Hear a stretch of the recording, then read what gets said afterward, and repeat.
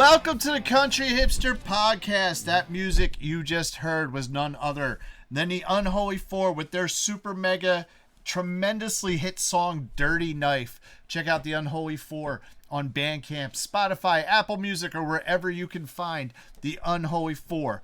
We've been getting to business really quickly these days, so I want to do that right now. Friday, the 8th of December, I am playing at Tir Na No. I do not know if the official bartender, Tom, of the Country Hipster Podcast, I don't know if he's working, but hopefully he is. But if he's not, you should still come in to Tir Na No and see me play on the 8th. And then on the 9th of December, I am at the Horse in Sellersville for my monthly gig at the Horse, which has been renewed for 2024, so that's pretty exciting as well. And then on Sunday, it's on a Sunday this year, we have another Wine and Vinyl. This is the final Wine and Vinyl for 2024.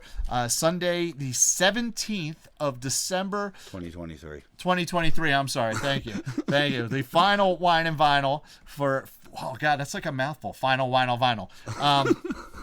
From 11 a.m. to 5 p.m. at Wycombe Vineyards will be Wine and Vinyl. It'll be the pop-up store for the Oddsville Record Garage, which is where the Country Hipster Podcast is filmed.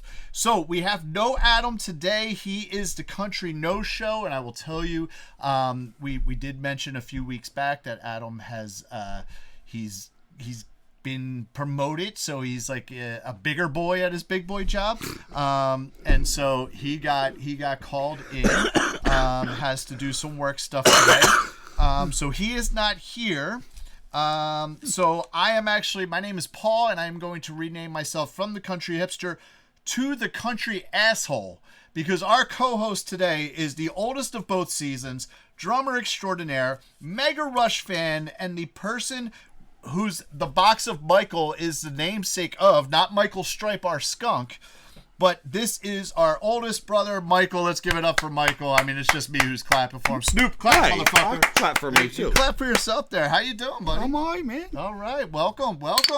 So glad to be here. Mm-hmm. Let me tell you what was supposed to happen. So it aired last week, but we're filming it before Adam and I have even recorded it, which is going to be next week, but it was actually like 3 weeks ago by the time you guys are seeing this. We are a little bit ahead again. Like when we first started the podcast, we were a little bit ahead on episodes to when they were airing and when we were filming them. So we are a little bit ahead. Part of that has to do with the Christmas and New Year's holidays coming up, and otherwise we were just able to do that, which is always nice to be a little bit ahead rather than be like right on or a little bit behind. So Michael was supposed to be our guest on the White Stripes episode, which as of right now we haven't filmed yet, but I think we can both say we both think the album sucks. That's putting it nicely. Okay, there you go. So that's putting it nicely. That is the nicest thing I have to say about that album. And I'm sure I'm going to have a bunch of stuff to say. Michael actually has a whole list of stuff, which I've already read at this point because I read it on last week's episode, which isn't going to be filmed until next week. I hope you're following me on this. But at any rate, Michael was supposed to be on the White Stripes episode because you, like Adam, have a very interesting work schedule. Yes. So, you basically are on vacation. I am. Yes. And so it just worked out like, hey, I could do this, and, I want to come on, and, like, you definitely, like, if you were going to be a guest on any of the 50 albums we've done, I highly doubt you would have ever selected to be on the White Stripes. I would not have. Yes. So no. It was just kind of like hey, this is going to work out, and we thought it'd be kind of cool to have our oldest brother on here, as well as the namesake of the Box of Michael. Mike. Box of Mike. Sorry, I'm sorry. It's the Box of Mike. He corrected me. See, he does actually watch it every now and then. So that's why we're here today. Adam couldn't be here, so we're doing a special episode here, which is almost a filler episode for us, because like I said, I know we're going to run into some gaps with the holidays coming up. So today we are going to talk about Styx, Paradise Theater. But before that, Michael, how are you? I'm doing pretty freaking well. How wonderful is it being the oldest of both seasons? Oh, yeah. first batch, second batch. Yeah, first Oh, season, yeah. season 1, season 2. Yes, we are Yes. season 1. Yes. You know, and Zach, Kylie, and Adam are season 2. I'm the oldest. I'm the king. It doesn't You are, matter what yes. season. Exactly. So, You are just. I'm good with that. Yes, you're the top. Now we have explained. Like, yes, you are like the top of the food chain. However, Adam and I are the stars of the family sitcom. Like that is how it goes. We've already decided that. So the whole family basically revolves around Adam and Yes, I. the two babies of both batches are the. Everybody laughs at them. Yes, exactly. Everybody Sitcom. laughs at us. So, there you go. so besides being our brother who generally would ask me, and I swear to God, like I am not kidding, from the time I was fucking 12 years old up until the time I was about 20 years old, all this guy ever said to me is, "What are you, an asshole?" So Pretty much. So besides being the giver of the asshole title, what else do you do? I know you are playing in a band, correctly? I Correct? am. Yes, and what is the name of that band? The name of that band is Cosmic Debris. And we do not play Cosmic Debris by Frank Zappa. Well, that's a nor do shame. we play any songs by Frank Zappa. We just thought it was a really cool name. Yeah, it is a cool That was the name. inspiration. Okay. The song name. Right. And yeah, that's about it. See, Cosmic Debris. Cosmic Debris. There you go. And tell me about what does Cosmic Debris do? Like, what kind of band are you guys? Like, what kind of, you know? We are a cover band. Okay. We just call ourselves rock and roll. Yep. We do everything Mm-hmm. from Chuck Berry to Godsmack to the Foo Fighters to Rush. Which Yeah, we do every do a Rush time I song, come to yes. see you guys, I'm like, play Rush, Yes. play some Rush. I'm that asshole. That is not normally part of our I normal know, set list. I know. We just pull that out because we can. I believe I pissed off one of your old singers by making you guys play Rush. Oh, Harry. Yeah. Yes. I forgot about that. Yeah. Which, hey, I am not shy in pissing off anybody. But no, if you get do you guys have a website or like? Well, we're on Facebook. On Facebook? Yeah, Okay, if you so- go to Cosmic Debris. So check out Cosmic Debris on Facebook and whatnot. And do you guys have any upcoming shows? I know you just got a new singer. Correct. We just got a new singer. And ironically, we're getting our old singer back sometime soon. Okay. But that will not replace the new singer. We will now become a 5-piece band because the both of them are exceptional singers. They're both exceptional musicians. Mm-hmm. And he was in town this week for some business, and everybody gelled and meshed. And what more can you ask for? That's good. When That's always you good. get everybody in the band, it's just And now, okay. So speaking of gelling and meshing in bands and whatnot, like obviously I'm in the Birmingham Six. I also play solo stuff.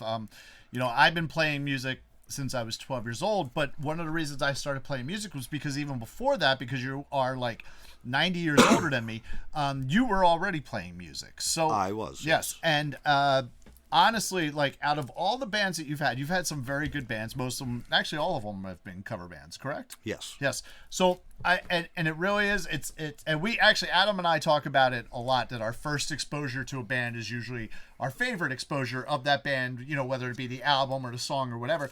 And honestly, to this day, my favorite band that you ever played in was Thunder's Wrath. So let's talk about Thunder's Wrath there for a second. So tell me tell our audience out there, what was Thunder's Wrath? So Thunder's Wrath, it was 1, 2, 3, 4, 5 high school kids. I was actually the most experienced musician in the bunch because I started playing. I was 5 when Uncle Jack started talking to me. Funny because you were also the youngest member of the band. if I remember. was. Okay, all right, Yes. go on. Yep. And we were a thrash/metal band, But mostly metal, But doing all covers. all covers. All covers. Yes, I've never played in an original band in my life. Mm-hmm. For whatever reason, I'd never had any desire to. Uh-huh. I like playing Yeah. covers, But Thunder's Wrath was thrash/covers, and we threw some goofy crap in there as well. Oh, I remember you guys did Beastie the Beastie Boys Boys, Fight yeah. for Right, and the one thing it says like you changed the one line. The line in the song is is a fight for your right to party, and the actual line in the song is your mom busts in and says, "What's that noise?" Mom, you're just jealous. It's the Beastie Boys. Yeah, we changed that. You changed it too. Joe changed it. Joe changed himself, it. Do you want to the tell singer. him what it was? Because I thought it was fucking amazing. Oh shit! What was it? It says your mom. I know what it is. So tell it because it's eluding your mom me. busts in and says, "What's that trash?" Fuck it. you, Mom. It's Thunder's Rats. That's right. And it worked. It worked so well. The best was when the one time we played an all ages show, and Joe's mom was there, and she was pissed. Oh, yeah, what are you gonna do? What are you gonna do? She got over it. Yeah, I'm sure. You know what I mean? No, and that's good. And that's honestly, like as much as I play music and I've done some stuff. Like I don't think I would have played music if you weren't already playing music first. So, and one of a friend of the podcast, Frank Daly, who was on our Smiths episode, talks very much about the time, and he's like, it was great. This is when like I think Frank realized he needed to go into marketing. Because he was in marketing for a while, we were sitting there, we were in high school, we had like a half day or something, and we came home, and of course, like we were playing on my shit. We were playing on all your shit, You came home from work, you're like, what the fuck? And Frank loves telling the story that like, you're like sitting there, you're on my fucking drums, and he's like, man, you like Rush? And you're like, what? Yeah, I like fucking Rush. He's like, I bet you can't play Rush. And you're like, what the fuck you mean I can't play Rush? You're like, nah, I don't think you can do it. You're like, get up, get the fuck up. And you got up and you like nailed whatever you nailed. Like you put on an album and you just fucking went with it. And then you just stopped and you just looked at us and was like, if you guys break anything, you got to give me cash today. And then you just went upstairs and we were like, fuck yes. And we continued to go do our like punk rock shit. But I did not remember that until your wedding, and Frank brought it up to me, yes. And he's like, you don't remember me? And I'm like, not really, sorry. He's like, I'm the asshole who was sitting behind your drums. Yes. I'm like, no, there's been a lot of assholes sitting behind my drums, and he told me that he's the one who reminded me of that whole story. Yep. And that's Frank is in Jameson Celtic Rock. He was on the Smiths episode, friend of the podcast, and yes, he did play mine in Katie's wedding. And so that is pretty great. But so tons of bands. You've been doing all sorts of stuff, and and I think it's great. I think it's awesome, and it's great to finally have you on the podcast here, especially to have another representative of season 1. So, what are you drinking there, sir? Because we are a podcast we are a drinking podcast with a vinyl problem. At the moment, I am drinking Sam Adams Cherry Wheat. There you go. That's your vacation beer, right? One of my vacation beers. I love cherry wheat. It's actually one of the only fruit type beers that I like. And it was by accident that I came across it from my next door neighbor. Even though it's popular and it's out there, I'm not a big fan of fruit type beers. Either am I. So there's some that I like. I would not have tried it if it wasn't handed to me. And I would make it my regular beer, but I drink too much and it's too expensive for the amount that I drink, so it's my vacation beer. So I know it's different, but there was a time where Sam Adams, before the cherry wheat, they had a cherry lambic, and it was fucking horrible. It was absolutely horrible. I never had that. And so like what had happened was we actually had a bunch of friends who, when I had gotten like a mixed Sam Adams case and that was in there, and like we'd each like try, there were like 3 or 4 in there. We're like, oh my god, this is so fucking bad. So I still had one, and I have a problem throwing out beer. I'm not gonna do it. It's like someone will eventually drink it, and so we used to fuck around and say that one of the punishments, because my one friend Dave was in our fantasy football league, he still is, and he said the punishment should be whoever ends up in last place this season has to drink that fucking cherry lambic that's in your fridge. But this was before the cherry wheat. I have had the cherry wheat. I am not huge on cherry beers in general. I was not either until Ed gave me one of these. Well, I'll tell you, if I want cherry in my beer, I want it more with a stout than I do a wheat. But the cherry wheat is nice. I do like a good wheat beer. One of my favorite actually wheat beers is and I've had it on the podcast here, is 21st Amendment's High or Hell Watermelon. Love that fucking beer.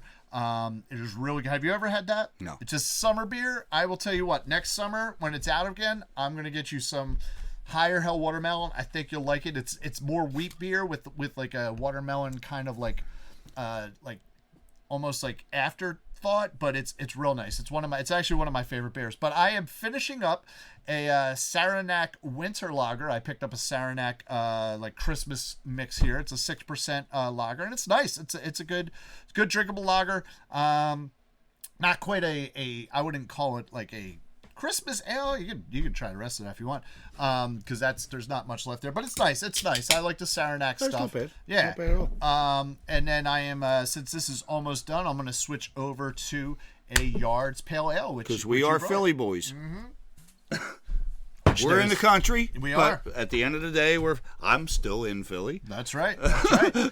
But so let's get into this. What we are here to talk about. So the way that this came about was last night as I was driving to a show, Adam had texted me and said, "Dude, I can't make it Sunday. I got to do some work stuff." So I'm like, "All right, cool, no problem." So I messaged Mike and I was just like, "Listen, Adam can't make it Sunday. I'm still going to make a fried turkey because I made a fried turkey today, which actually I posted about on TikTok a couple weeks ago at this point. Fuck. So it was good. It was good. It was good. So, but if you ever want to see, like we have an Instagram for the Country History Podcast. I have a Facebook page for the Country History Podcast. As well as, we do the YouTube and Spotify and whatnot. But like I'll post some bonus content, like just shit that we're doing either like here at the Wallace Weiss Farms or just like homebrew stuff, or like today, deep frying a turkey. I'll post that stuff on the TikTok. So if you follow at the Country Hipster on TikTok, you'll be able to see some of that little bonus shit there. But like I said, I messaged Mike. I was like, "Listen, I'm still gonna make fried turkey, but Adam can't make it. So you want to come up, still come up and hang out with Regina and whatnot." And then I got the idea. I'm like, "Dude, you know what? It'll be cool. We should still fucking do this because we're gonna need some bonus episodes anyway." So I just told Michael, I'm like, "Pick a fucking album, pick a record, and that's what we'll talk about. We'll just kind of do like an impromptu." And last night you did not get back to me because you said I've been drinking, so I can't think of a record right now. That was the truth. Accurate, yes, and accurate. and then this morning you messaged me like, shit. There's still one of these left. There you go. I was going to switch, but no, I really like that. the turkey. Yeah, finish that up. And then you said Styx, Paradise Theater. So that is what we're going to talk about. This does not go into Discogs value or Regina factor or anything like that. So this is kind of a one-off episode, but it's still one of our episodes here on the Country Hipster Podcast. So real quick, the factoids as we get into with every single one of our episodes is this is the 10th studio album for the American rock band Styx. It was released on January 16th, 1981. It peaked at number 1 on the Billboard 200 in April and in May, however, not consecutively.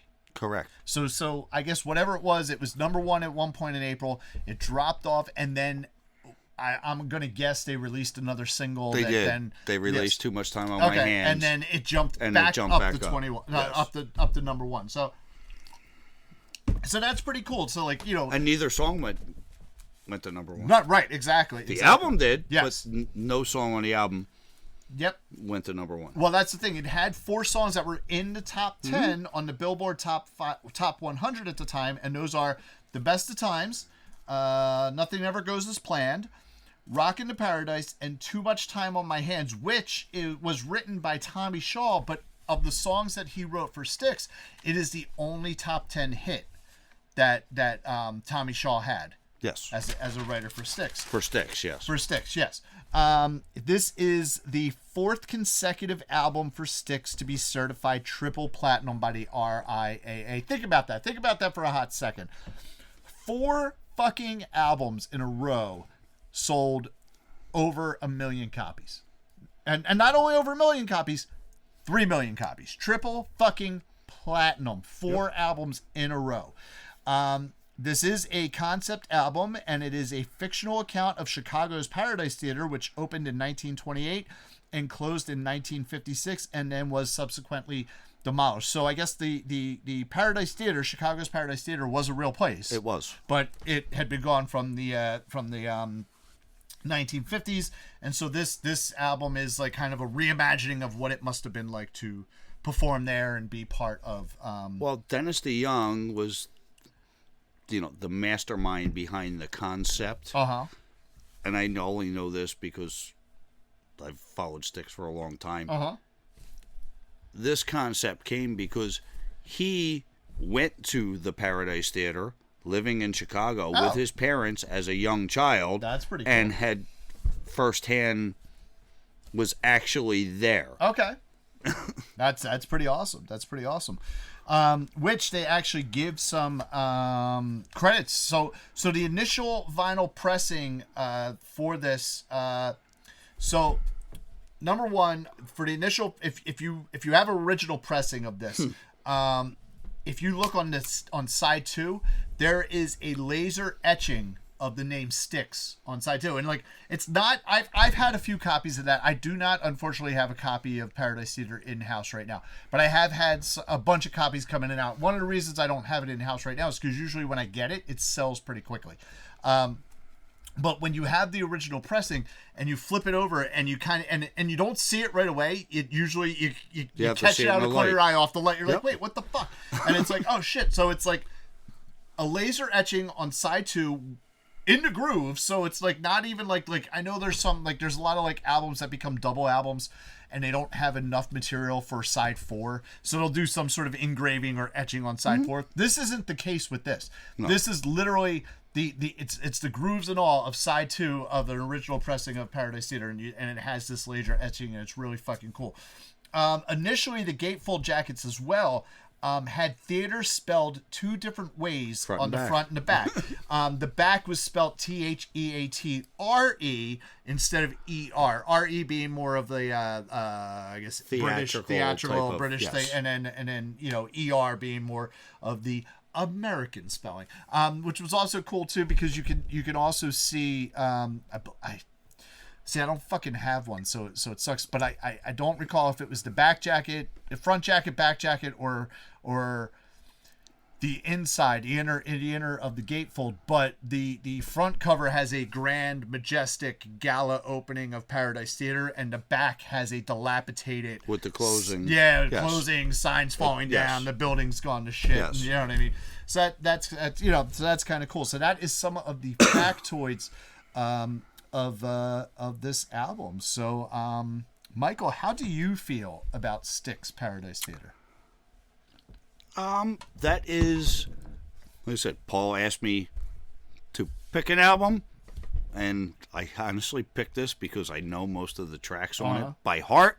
I didn't necessarily know the track order per se, but as I listened to it, over the last day, I do. Not even a day. It's been like 12 hours. I did remember because this was one of those albums where I had behind my drums, I had a turntable, and I had this album, and I put it on side 1 and put the needle down, and I played the drums to side 1, then I flipped it over and played side 2. Yep. So this is one of my highlight albums of my life. It's drum-wise, musically, it was part of what I really, really liked back then, and I still do today. Yep. It was, Styx and Rush and Yes, and that's what kind of molded me as a musician. Well, it's great, and I'm glad you say that because you just mentioned some bands that are considered progressive rock, and I am overall not a progressive rock fan. I don't mind Styx. Yes, I don't particularly care for Rush except for moving pictures. But I'm sorry, Yes. I don't. Did I say Yes or say either way? I like most of Yes. I mean I love 90128. Is that what it is? 90125. Thank you. 90. I know it wasn't 90120. So I knew it wasn't that, but I knew it was one of those. Beverly Hills. Yes. But I knew it was one of those. I do love that album. You know what I mean? So but that's not even true Yes though. That's poppy Yes. That's top 40 poppy Yes. So I do like that. Trevor Rabin came into the band, and he did a lot of that. Yes. Change around a little bit.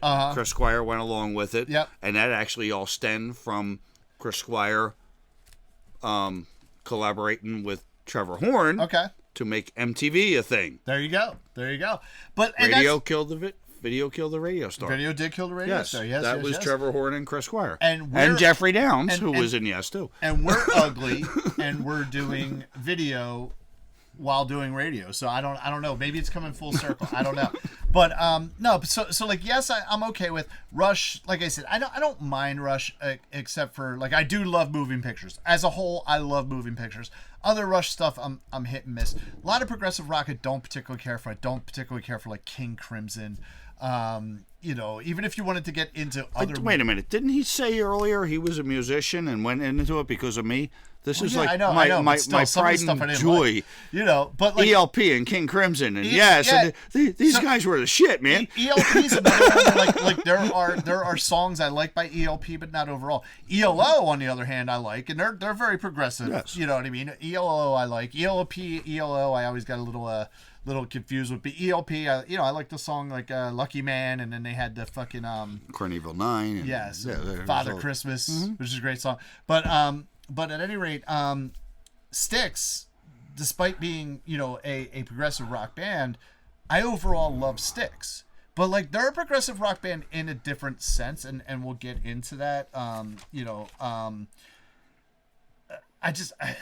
feel like with progressive rock, there's not to say it's not art, but I feel like it's noise for the sake of being noise for some of it. Okay. Whereas with Styx, with their albums, it's definitely much more of a whole like theatrical thing. Like, there's a theme from beginning to end.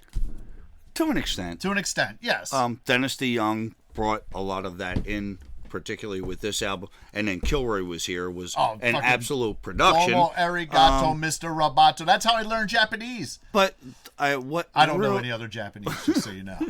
What makes Styx, what's, as far as I'm concerned, considered a progressive rock band is the technical ability and intricacy of the actual music they're playing. Yes. But what they did, to put it in that commercial term, is they also had 5-part absolutely balls on vocals, harmonies, and that made the masses happy while they were doing all this really, really hard technical stuff musically, and people didn't even know that because the vocals sounded so good. And different parts. Yes. Like it was very much like it was very much an orchestral movement rather than just a rock song. And there's nothing wrong with that. I mean, there's a reason why Beethoven, Bach, and Mozart. You know what I mean? They have movements, they have orchestral things, they have these giant operas and whatnot, and that's, the Styx would be like the modern version of that to an extent, as well as some other bands. Back then, not so much now. Now they are, as far as I'm concerned, a rock progressive band. Okay. With the new stuff they're coming, but they still have all that intricate vocals and harmonies, so it's still pleasing. Christ, their newest album hit #1 on Billboard. Did it? Actually, first time. I didn't realize that. First album since 1981. Oh, okay. Yeah. Right. I'll be honest with you, I didn't even know they were putting out new music. Yeah, they never stopped. Okay. But Dennis DeYoung was the big orchestrator behind the orchestration part that you say. Tommy Shaw, who was the secondary, primary, I guess best way to put it, songwriter, right, is about the rock. Yes. And the vocals. JY, well, he don't give a shit. He just does everything. He's just that good. And he wrote a lot too. Yes. So when Dennis left the band, that's kind of when the orchestral part went away to an extent. They have Lawrence there now, and he fills in great for them, and their new stuff. They integrate still all that, but now they're more drive, technical, oriented. But because of those vocals, it's the vocals that set them apart. Oh yeah, no, their vocals are amazing, and it's throughout it. But but it's also similar to like Queen. Like, where all 4 of those guys could fucking sing like motherfuckers. Yes. People don't realize that Roger Taylor was actually the one singing the high parts, not Freddie. Right. Even though Freddie could, he did Bohemian Rhapsody all by himself, just because he got pissed at the rest of the guys. But all the rest of them were phenomenal vocalists. That brings me to a thing. So I like, first of all, I think this is a great album. This is a great band. And to quote the movie Big Daddy starring Adam Sandler, Jillian, played by the twins who were on that fucking Sweet Life show on Nickelodeon, Styx is the greatest band in the world, and they only got a bad rep because most critics are cynical assholes. And I don't disagree with that. And speaking of like the things we're getting into, I never thought they got a bad rap. But. Yeah, well, I'm quoting the movie, but no, a lot of people pan Styx. They're like fucking Styx, like that fucking robot band. What the fuck? But and one of those people, I think Styx has its place. And my friend, who shall not be named, who might be Sean of the Unholy Four, he hates Styx because, as he calls it, musical theater rock. However, he loves Queen. He loves Kiss. He loves Gwar. So yes, Styx is definitely theatrical, but so are those bands. So are those fucking bands. All those bands are theatrical. Even Sean loves the Who put out not one but 2 rock operas, and of those, one of them became an actual Tony Award-winning Broadway show. But Styx is musical theater bullshit, in his opinion. I don't agree. And like I said, that was part of Styx's demise with Dennis and Tommy, because Dennis was going towards that whole theatrical thing. Mm-hmm. Tommy said, I'm a rock guy. Yeah. And they butted heads. They've made nice. Yeah. They've been on tour together. But Mr. Roboto was like the end of Tommy said, yeah, I'm not doing this for a third time, because they had Paradise Theater, which is very theatrical theme. Mr. Roboto was essentially the same as Tommy, or so. It was here, front track to back track. Yep. This is the story, and Tommy just had said, "No, I'm not doing this anymore." I will tell you this: besides like Kilroy, what is it? Kilroy was here. Kilroy was here, yeah. Besides that, I couldn't tell you anything else that was on that album, to be honest. But I do remember. Well, I know, but yeah, because it was still on the progressive rock side. Yep. Technically, musically, all of that was still there. But it was like a hit too. Like that's the thing. Like yes, you think of was there, like the early Yes stuff before like what I was talking about, like Owner to Lonely Hearts and that sort of stuff. Like the early Yes stuff, like when you go want to get fucking progressive, you can go real early fucking Pink Floyd, like Amagama and those fucking albums, and even early Moody Blues. None of that shit was hits. It was not. None of that shit was hits. And then Styx put out fucking after Paradise Theater, put out fucking Kilroy Was Here, and that was a fucking hit. It was. It was a hit, like to the point where like, and it became a pop culture reference. I mean, it's referenced in fucking Austin Powers, Goldmember. Yes. Because they're he's breaking the Japanese thing, and he says, they're talking Japanese back and forth. He goes, domo arigato, Mr. Roboto, and it's like, oh fuck, and so that is kind of amazing that you have these progressive rocks. Progressive rock is not a hit machine. No, they sell records. They Not sell at all. records. Don't get me wrong, but it's like it's niche. It's you have people who love progressive rock and will love those progressive rock bands. Yes, but they're not necessarily hit machines. Absolutely correct. And Styx was a fucking hit machine. It was up until Kilroy Was Here. Right, and after that. Now their most recent albums are once again. But they have a not completely different cast, but a different, you got Tommy and JY. Mm-hmm. But now you have a different cast of characters with Lawrence and Todd, so they're all bringing in different ideas, thoughts, and everything since you else. Brought up the additional cast of characters, would you like to talk about your connection with Styx? Well, I have a connection with the current drummer for Styx, who has been their drummer for 20, 25 years. Right. Todd Zuckerman. Friend of the podcast now. You're a friend of the podcast, Todd Zuckerman.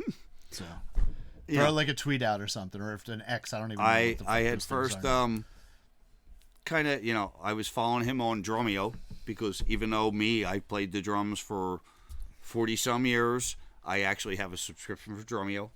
I don't even know what that is. It's a drum thing. It's learning. I'll be honest lessons, with you. Despite you being my brother, I can't fucking stand drummers, dude. Oh, it's just my. It's like fucking drummers. I fucking can't. But stand either them. way, that's where it started. And I made a connection with him. Made friends with him on Facebook, messenger wise. Then I went to a Todd Suckerman masterclass, which he does all over the place. So real quick, just so what this sounds like to me is that for the most part you stalked him and he accepted it. So yeah, he's a okay. All right. I just wanted to make sure we're putting it out there in the right way. He's a rock star. He okay. doesn't know all this shit. Anyway, go on. So you went to his master class. I went to the master class. I've been playing for 40 plus years. Yes. I learned stuff. Yes. He's about the same age as me. He's maybe a year or two older. Mm-hmm. But I learned stuff. It's a new perspective. It was, to me, musically, a new dawning and thought process in drumming. Well, I don't think you just musicians as in general should ever, and I know that some of them do, but I don't think and you just should never stop learning about your instrument or learning about your craft, and you should always go back to the basics. Like I remember when I was in college, one of my professors, was teaching us music theater. Well, it was music theory for music theater majors, because I was a music theater major, and a lot of the shit was all stuff that I already knew about because I had been playing music for a while at that point. But even then, he gave me a different perspective of it, and even told me, because we had a one-on-one conversation at one point, and he's like, dude, I still go back and every single time I play a C scale, which is the most basic scale of all fucking scales in music. He's like, and every single time I play, I'm playing a C scale, and I practice my C scale, and that's important, I think, and that's why I think it's cool that you actually took the master class. If after playing for 40 years, you're like, no, I'm gonna take this and I'm gonna learn something new. Yes, and that's awesome. I think that's great. I think that's what anybody's in, and that goes for arts in general. It's beyond just music. I mean, arts in general and dance and whatever you're into, you got to go back to the basics, man. You gotta, unrelated to an extent. Red Hot Chili Peppers interview on 60 Minutes. Okay. Flea is talking to the interviewer, and towards the end, this grabbed me. Chili Peppers, obviously a big time drug. They talk about all that shit. Mm-hmm. At the end, the interviewer's talking. He's like, you're considered one of the greatest bass players of all time, which is true. I put Flea up like there. I said, this is the interview saying, he's like, well, I play. That's what Flea can. He's like, you talk to a lot of people and they say that, they've reached their pinnacle and they've gotten to be the best they can. And Flea's response was, no. Yeah. You never stop. Yep. You never stop learning. Yep. And this is from, as far as I'm concerned, too, one of the greatest bass players of all time. Yep. Neil Peart went back to drum lessons in 1995. Okay. After being obviously considered at that point in time. Who's this? The little guy who played on that album. Oh, no, I never heard of him. Neil Armstrong? Peart. Yeah. Peart? Oh, okay. No. Peart. Not familiar with him. He went back to drum lessons. Nice. That's and he is pretty. That is one of the things I do kind of like as much as I didn't necessarily like Rush besides moving pictures.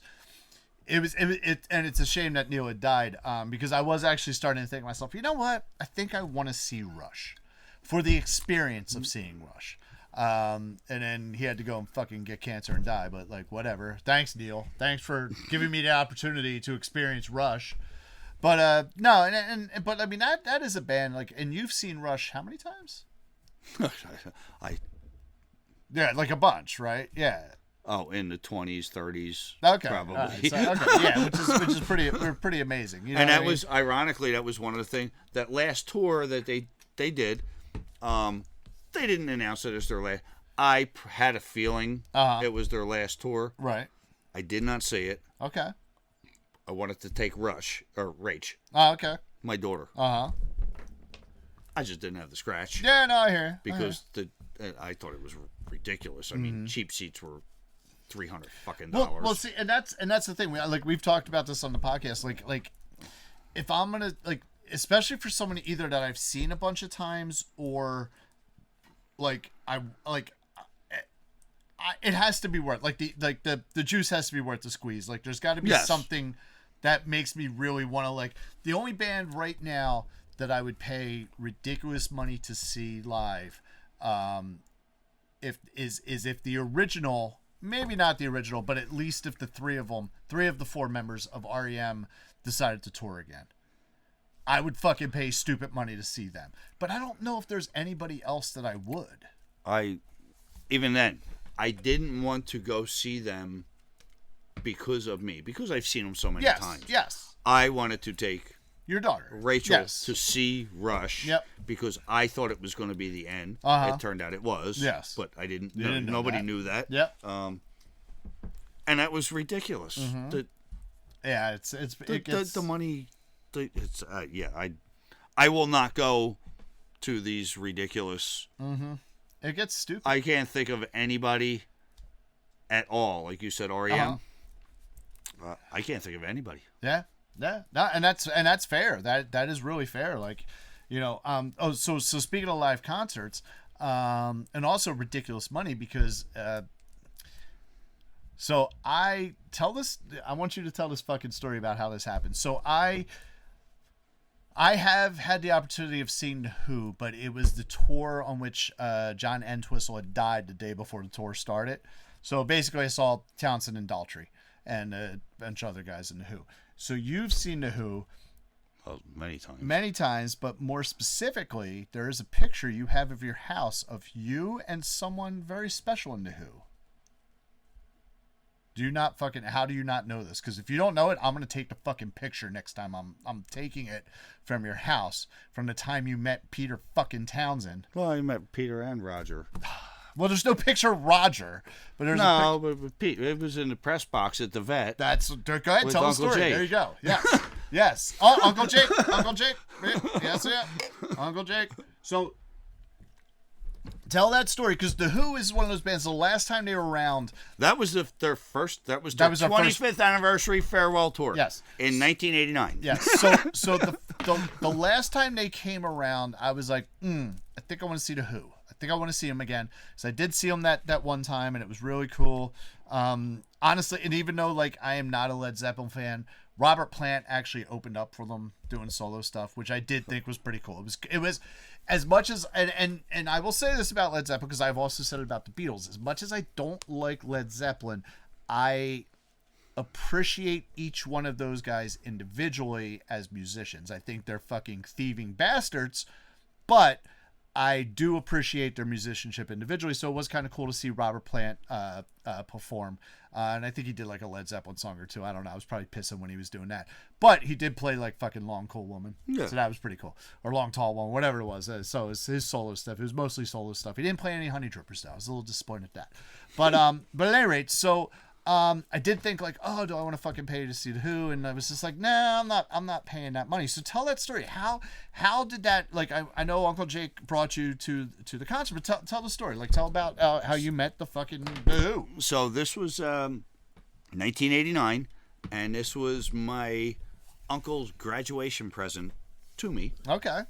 So, and at the time, he was actually writing comedy material and working at the Comedy Factory outlet and writing comedy material for the Morning Zoo, right, with John DeBella, Mark the Shark, and all that. Yep. And he got tickets through MMR, and I was in the press box. We both were, obviously, with Pierre Robert, who was Philadelphia legend, Pierre Robert. Yes, yeah. And a great friend of Uncle Jake's as well. I believe you have a picture of Pierre Robert's ass. I do. Yes. I didn't take it. No. Somebody else did.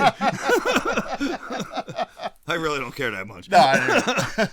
But we went and we're in the press box, and it was before the concert, And as Pierre does today, like he did back then, he said, "Hey, I'm going to interview the band. You guys can be in the room. You just can't say anything. Yeah, just shut the fuck up." Yeah, he said it. You just can't say anything.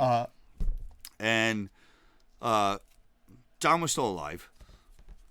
Yeah, right. 89. John actually, yeah. So the three of them come in.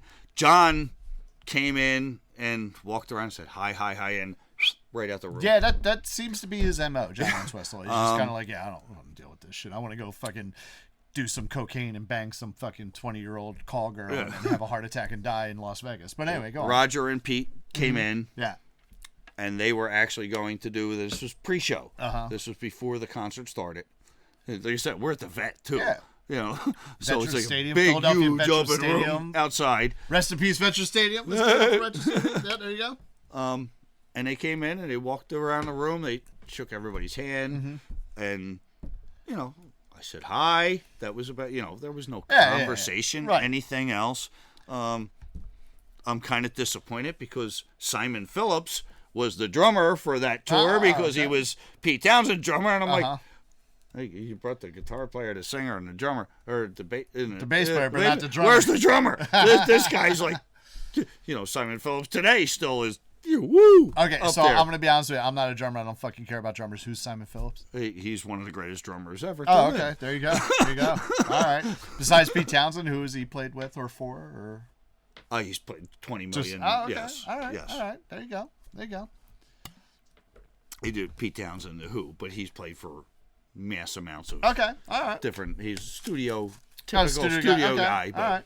does touring, does you know, regular band. He's the work. Liberty DeVito of classic rock.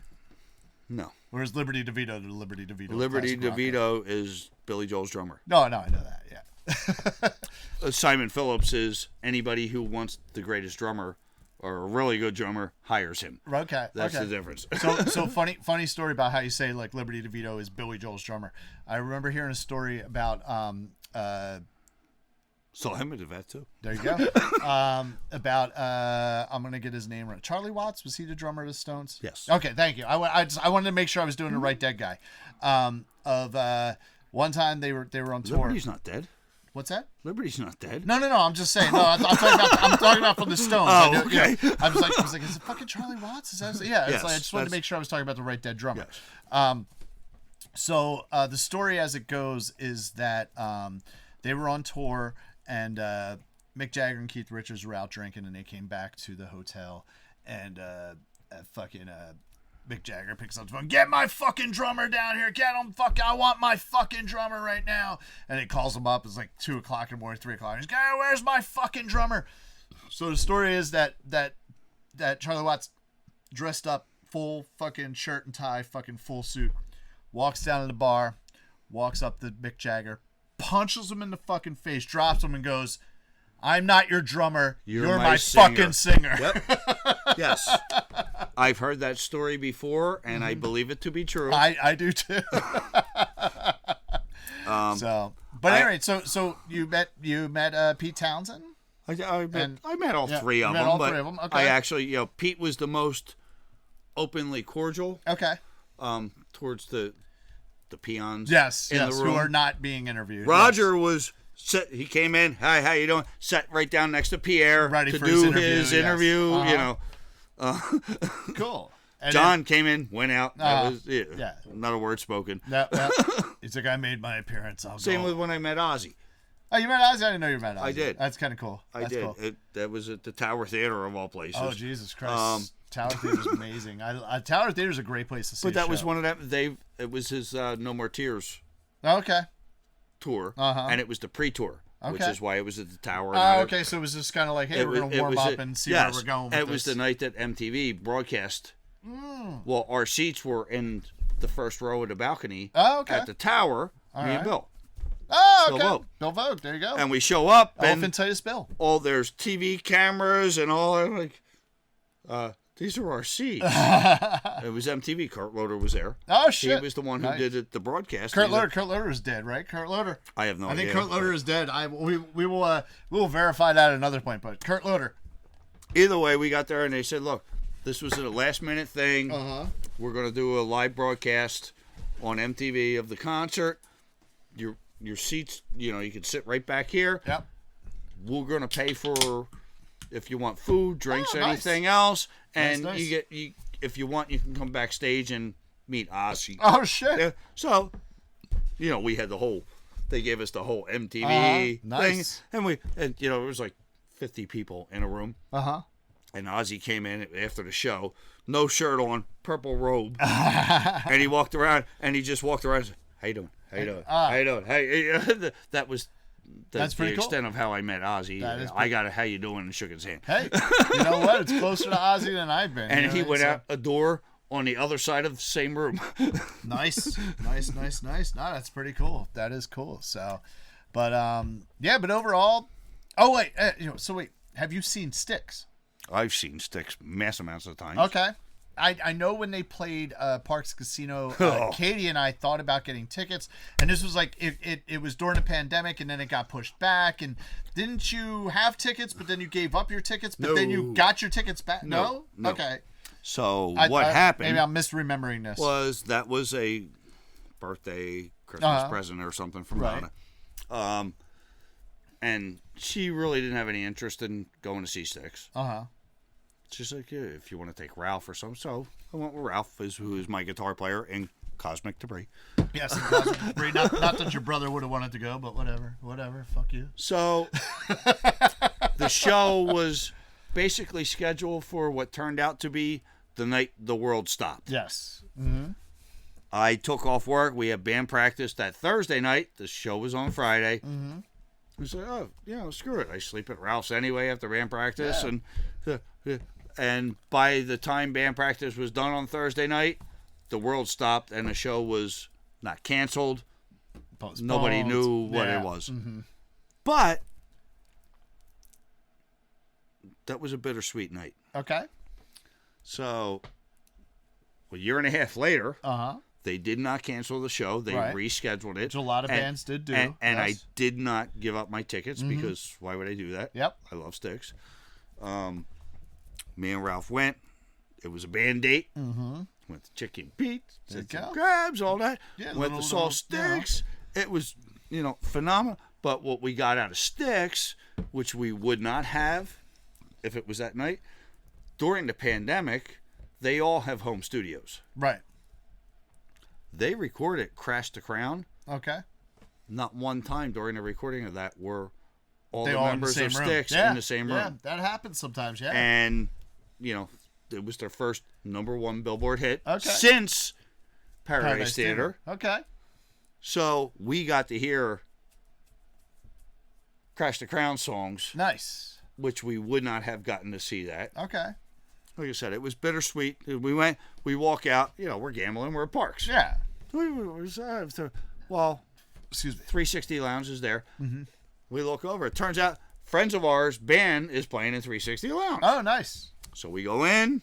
We're hanging out there all night. We're having a great time. Night's done. We get in the car. Finally go back home. Ralph turns the car on, turns the radio on. They're playing a Foo Fighters song. No big deal.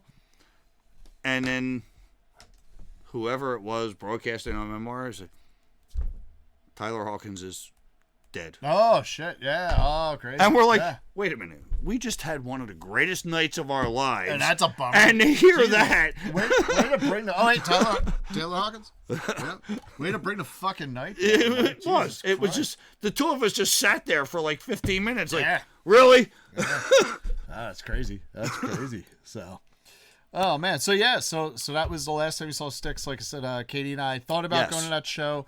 I think it was originally in March. Because that's when the world shut down. Yep. And of course, being in an Irish band, like I was like, I can't fucking. I'm not gonna have any nights available in March. And the next time they came around, they sold out before I could get tickets. Yeah, no, so I do know that. That's the only reason I didn't go to see them. Katie and I had a couple concerts they either got canceled or postponed that we had bought tickets for. What's funny is, so like we were going to go see we bought tickets to go see Willie Nelson in Bethlehem in August 2020, but of course that got that got postponed. It got postponed until 2021, and then even after that, it got postponed again. And so when it got postponed the second time, me and Katie were just like, fuck it, let's just get our money back. So she got the money back for the tickets. Fast forward to about 3 weeks before 2022, August of 2022, Katie's cousin messages me and Katie, and we'd only been married like a few months at that point. Messages Katie, and she's like, hey, listen, we got these tickets to see Willie Nelson in Bethlehem. We have 4 tickets, but like we're going to be like traveling. They're like we're not going to be around. Do you guys want the tickets? So we're like, fuck yeah. So we ended up going with Tom, who we always apologize to on the podcast, Tom, and his wife Mary Kate. And so me, Katie, Tom, and Mary Kate, we still got to see Willie Nelson regardless of giving up our tickets. And actually, I think we ended up in better seats than we would have had otherwise. So. I actually saw Willie Nelson once. Oh, nice with Mommy. Oh, sweet. At the Valley Forge Music Center. Regina. Valley Forge Music Center, Regina. I played the Valley Forge Music Center one time. Yes, you did. I remember that. I did. So, all right. So that is pretty awesome. So, I think that's basically what we got about Paradise Theater. So we're not, this isn't necessarily a normal episode of the Country Hipster Podcast. This is kind of like, it's not quite random record, but sort of random record. Special guest. I got one more tidbit. Oh, what do you got? What do you got? So I saw Styx, and yes, I know, not a fan, at BB&T, Tweeter Center, whatever the fuck it was called. Whatever back the place then. in Camden is. Yes. So they did that. Susquehanna Bank Center. Yeah, I had no idea what it was called at the time. And this was 2011. Uh-huh. So it was Styx and Yes did a big tour. Right. So they're there. And Chuck Bonanzo, the bass player, he does not tour regularly with them because he's got health issues and everything else. He does when he physically can, and he's a founding member of the band, so if he says I'm going to play, okay, he's going to play. If not, they get somebody else to do it. Yeah. No, they have a regular bass player that does it all the time. Yeah. It just happens. I've never seen Styx without Chuck. Okay. So we're at this whatever BB&T, whatever it's called. Mm-hmm. They do a couple songs, and Dennis was not with the band. Chuck was out with the band. So oh, cool. Nice. They start playing. Shit. Tonight's the night. Oh, yeah. Yep. Dennis comes. Rockin' in Paradise. Dennis. No, not Rockin' in Paradise. Oh, the AD 1920. No. Best of Times. Oh, Best of Times. There you go. Thank you. Okay. Dennis. Now, Lawrence is playing the keyboard part. Dennis comes walking out from behind Todd. Wow. Came out, and we're like, whoa! Holy fuck. Because they were cool. I guess he was. It was a little disappointing because and great, he did a great. But that was it. Yeah. And then he left. Oh yeah, but still, it's still kind of nice. You know what I mean? Yeah, you got that moment. You got that rock moment. Yeah. You know what I mean? So that's pretty cool. That's pretty cool. It's good to have a rock moment. So like I was saying, this is not necessarily a regular episode of the Country Hipster Podcast, but it is an episode nonetheless. So can't do all the factors. We don't have the Regina factor today. The Discogs value doesn't matter for this one. I will say that when we get this record in to the garage, generally sells for between like $3 to $6, somewhere around there, depending on the condition. It's one of those things like so what happens a lot of time with records, and people don't realize this, like just because honestly, the more popular a record is, the long-term value is less. It's basically more supply and demand. Too. Exactly. Yeah. More copies are made. It's more available. It's like Billy Joel stuff. I fucking love when we get Billy Joel stuff because I can sell it, and I can sell it quickly. The problem is there are thousands and thousands and thousands of copies of Billy Joel stuff. So I might sell it for between $2.99 and $6.99, depending on the album and depending on the pressing and all that kind of stuff. But it's like, it's supply and demand. There's a bunch of them. There's a bunch of them out there. So, same thing with Elvis Presley. Styx is one of those things. Specifically this album. there's even an original pressing is not worth that much money. So it's cool. It's cool to have, especially if you can get an original pressing with that etching on the B side. But it's not a Discogs value that is really all that high. So one of the segments we can do are top 3 songs. So Mike, what is your top 3 songs on Paradise Theater? This is a tough one. I know because I love this album from side A to side B, from beginning to end. I would have to say AD 1928 / Rocket in Paradise. Okay. See, I take the AD 1928 as like a separate track, but they definitely go into another. Yes, they're it's the a same key and segue. everything. I It's a take segue. Yes. To me they're the same. Okay. And they still perform that to this day. Okay. And there's a reprise towards the end of the album as well. 1958. Yeah. Okay. Right. Yeah, that's at the end. At the end of Christ, I can't remember the name of the song. Yeah, I forget too. Yeah. Too Much Time on My Hands. It's just that's a great song. It's a Tommy Shaw perennial. Yep. And it just doesn't. And honestly, my favorite song on the album, which was probably the least broadcast or anything else, was She Cares. Okay. All right. I just the lyrics, the okay. It's good. It's good. So my top 3, I'm all fucking hits, man. Rockin' in Paradise, Too Much Time on My Hands, which is like that fucking chorus, too much time. And even though like I care less about drums, I got the fucking 16th notes on the hi-hats and John hit it. Nice. Yeah. And Best of Times. Those are my top 3.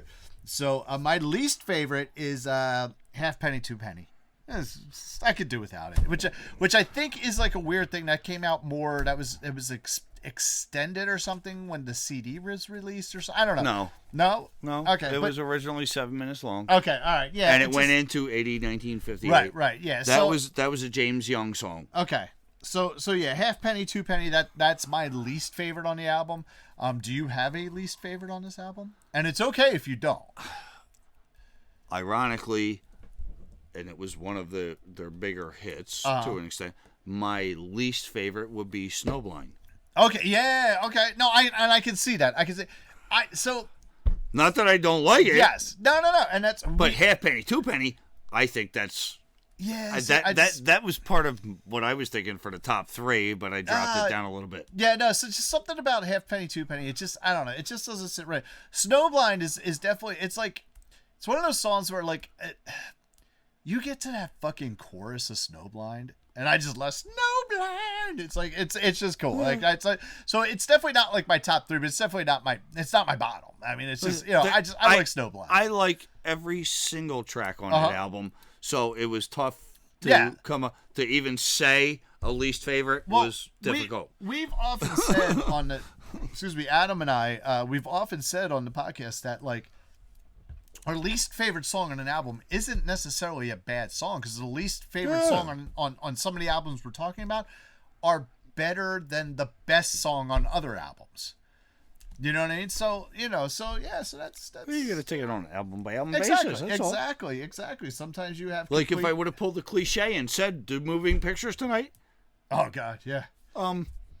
My top 3 would have been a listing of tracks, side 1, side 2, all the way down. I mean, and no middle in between. No, I love moving pictures. I mean, Tom Sawyer's a fucking banger, man. Like Tom Sawyer's a great song, and I know there's a bunch of other songs on that album, and I just can't think of their titles right offhand. But is Tom Sawyer the fucking biggest Rush like hit? Monetarily, yes. Okay, yeah. So it's kind of like the Grateful Dead. They're like a huge band, but like their hit is Touch of Grey. Yes, you know what I mean. It's just like it's just, a little. I'm not a Deadhead, but like that's a decent song. You know what I mean. And Casey Jones is a cool one because I like talking about like being high on cocaine and shit like that. But but ultimately like their hit is Touch of Grey. Yes. Whereas like Rush, their hit is Tom Sawyer. Yes. But they have others, but not to that level. There's a different, commercial but 1981 success. Was the year. Yeah. January of 1981, Paradise Theater came out. February of